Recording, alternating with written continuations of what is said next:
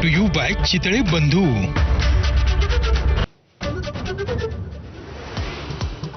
ठाकरे बंधूंची संयुक्त तोफ शिवाजी पार्कच्या मैदानावरती धडाडणार। शिवतीर्थावरती महाराष्ट्र धर्माची पताका गाजवत उत्साहात या राज ठाकरेंचं शिवसैनिक आणि मनसैनिकांना आवाहन।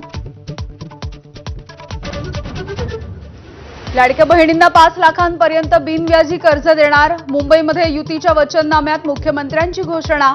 बेस्टच्या प्रवासामध्ये महिलांना 50% सवलत।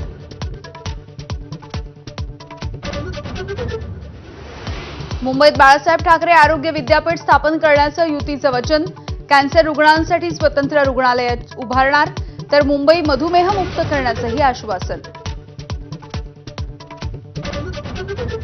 मुंबईच्या धारावीमधील रहिवाशांना 350 चौरस फुटांपर्यंतचं घर देणार।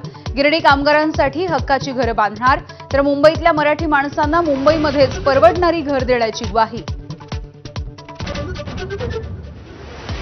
हिंदू मुस्लिम न करता भाजपनं एक तरी निवडणूक लढवून दाखवावी। 1 लाख रुपये देणार उद्धव ठाकरेंचं चॅलेंज, तर माझं भाषण ठाकरेंना दाखवा आणि 1 लाख रुपये आणून द्या, फडणवीसांचा पलटवार।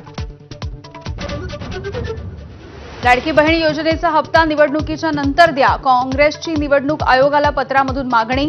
तर लाडक्या बहिणींचे पैसे थांबणार नाहीत, देवेंद्र फडणवीस यांचं स्पष्टीकरण।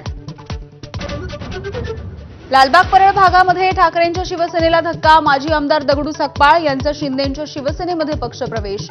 मुलीला तिकीट न दिल्यामुळे ठाकरेंच्या शिवसेनेला जय महाराष्ट्र।